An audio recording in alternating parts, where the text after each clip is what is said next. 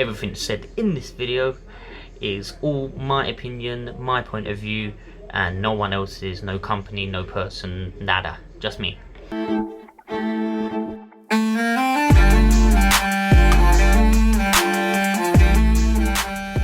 Hello, welcome to my channel, RJ's Chats. So today I'm going to be doing something a little bit different to my previous few videos. They've come across to me when I rewatched them a little bit static or stale, and it's because I'm trying too hard not to be myself. And that is why this video is titled Living with ADHD. So let's get to it, let's talk about it.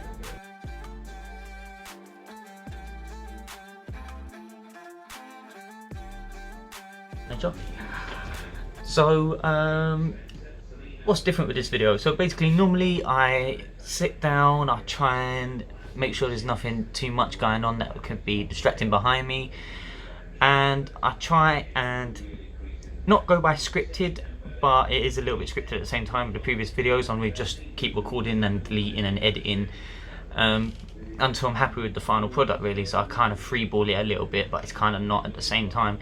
Whereas this one, I'm going to try and leave it unedited.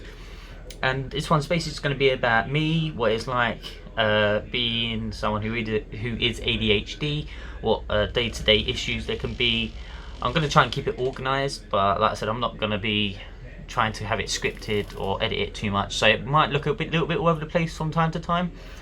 But you know, I'm done trying to make videos the way that I was, because I wasn't enjoying it. It's actually a bit of a burden. I've made so many videos that I haven't actually uploaded just because I didn't like them. After doing hours of recording and editing, at the end I still wasn't happy with them, so I deleted them. So yeah, this one I'm doing different.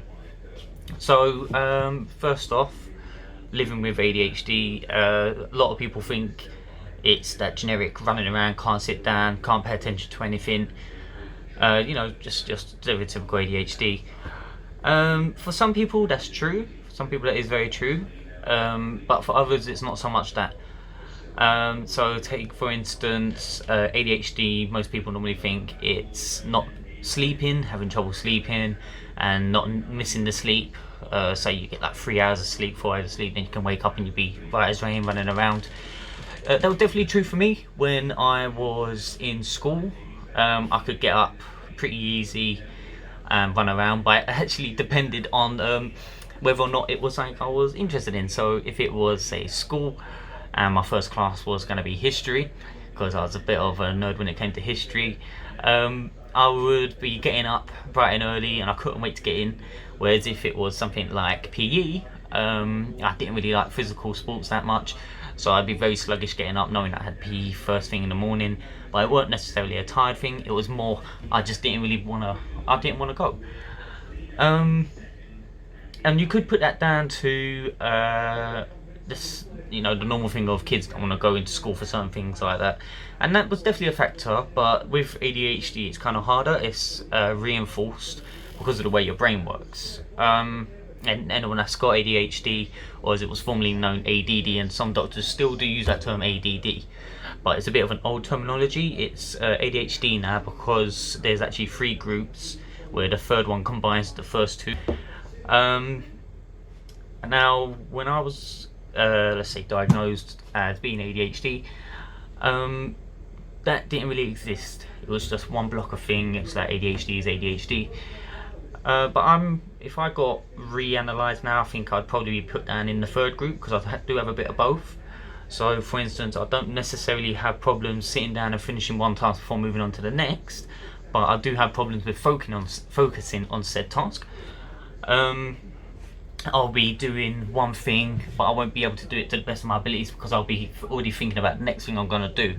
And that does get like myself into quite a bit of trouble, in terms of it gets me into arguments a lot, and it makes other people's lives stressful. I do recognise that. Anyone who's got ADHD will recognise that it makes other people's lives a lot harder. But what a lot of people don't think about is how hard it is for us, for people like myself who has ADHD. I remember it's a mental thing, and it impacts on so much more than what people realise. So when someone's getting frustrated at me because I didn't complete a certain task in a certain way, it automatically, most people when they get moaned at like that, they'll get frustrated or they get annoyed or they get sad. and I can't speak for everyone, but for myself, I'm already a rather sensitive person, but then when I've looked into it a bit more, it's like ADHD kind of helps to amplify your feelings a bit. So when you're happy, rather than being normal happy, like say for instance at a birthday, you're like, oh yeah, I'm really happy. Like for myself and maybe for others like me, you're like over the top, like, oh wow, yeah, wicked, yeah, this, oh, this is amazing, I love this. Whereas it could be something basic, and the same, it's the same for the opposite end of the scale. You know, it could be something silly as someone saying they're disappointed, or oh, that's nice, not how I expected it. Most people would be like, oh, alright, I'm bummed by that. But for myself, it was, even at the time, I thought it was a bit of an over dramatic reaction to being told something that I didn't want to hear.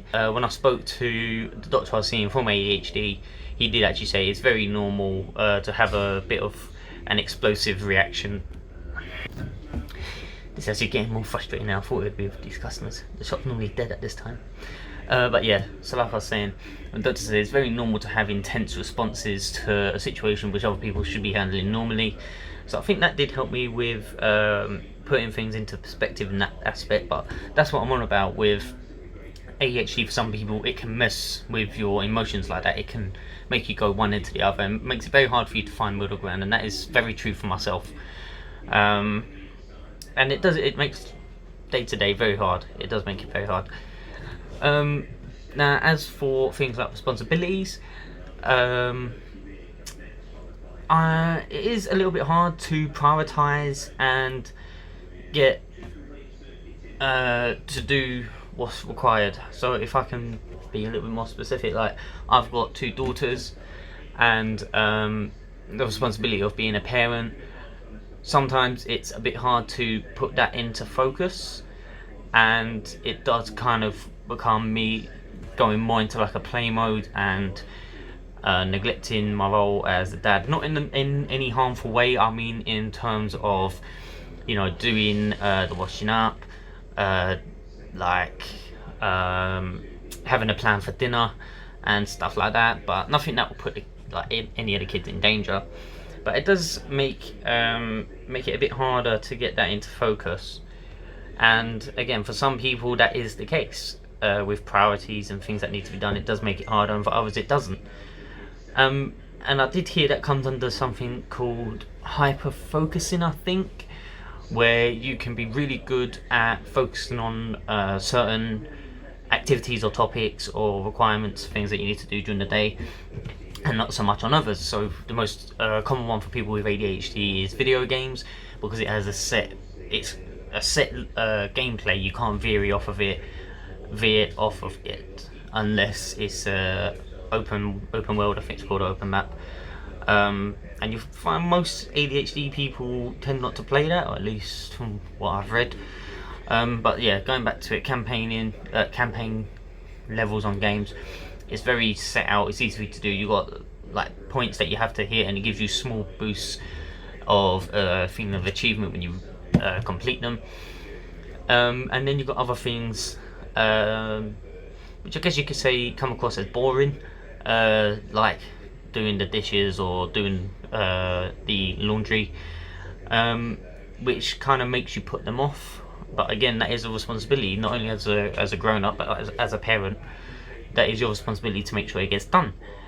And those are the ones where I tend to put them off, not to like days upon days, but just until the very end of the day, where you now have no choice but to do it.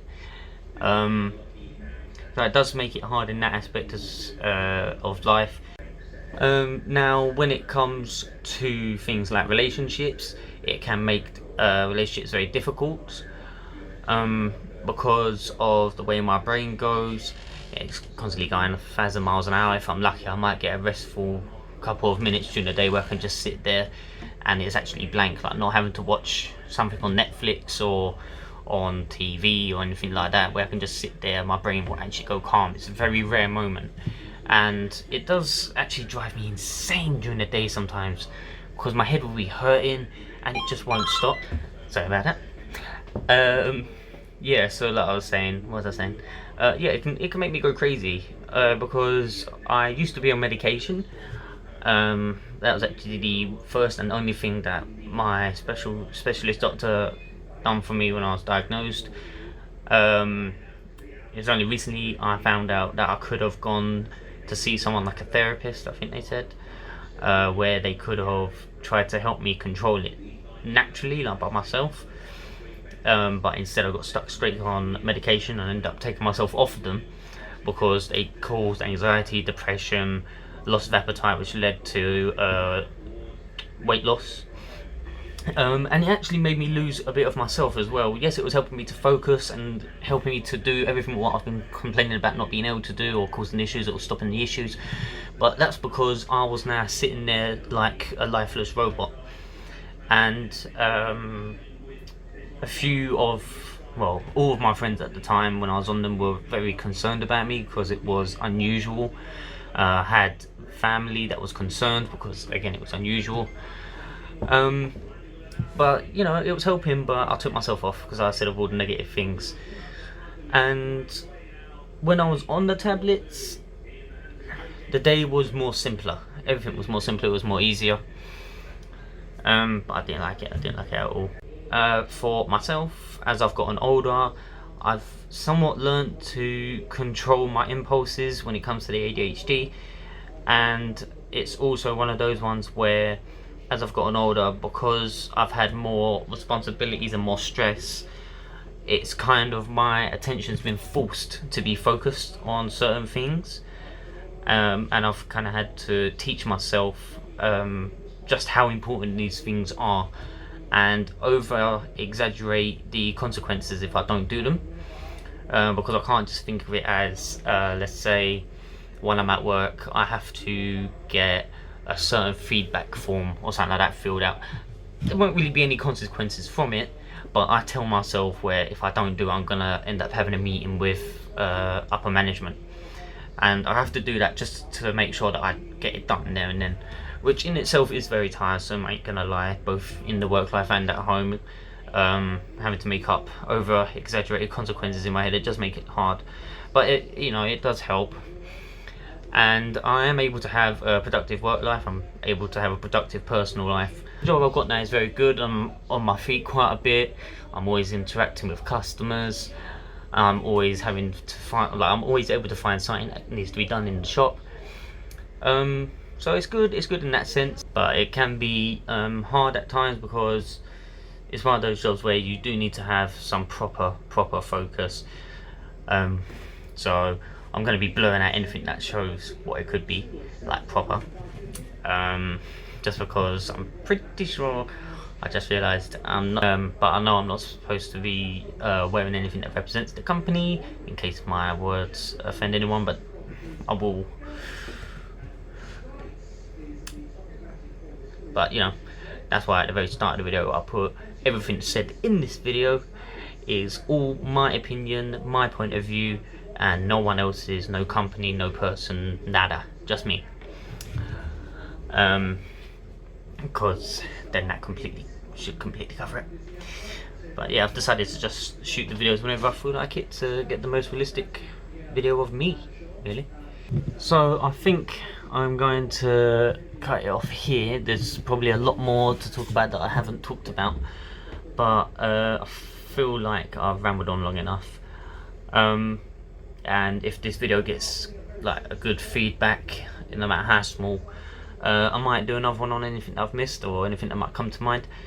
And if any of you guys watching this are in the same boat as myself, and I know being ADHD, seeing a video like this for myself kind of helps bring comfort.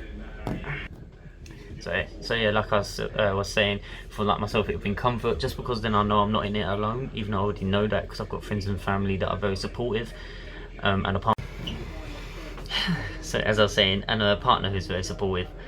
Even though I've got that in my life, I know just it's one of those ones where it's just a need, where you see it out there, a video like this, and it brings some kind of comfort. If you understand, you understand. And if this has done this for you, then let me know in the comments, because like I said, I always like positive feedback. It'll give me a bit of a boost. So yeah, and I'm going to end it there. So I just want to say a big thank you for watching this video all the way through to the end. I really do appreciate it. And I've said it already just now, but give me some positive feedback or some negative feedback, whatever. But if you like this video, please don't forget to give it a like. Go ahead, click that subscribe button, which is here somewhere, and the notification button, and I'll see you again soon.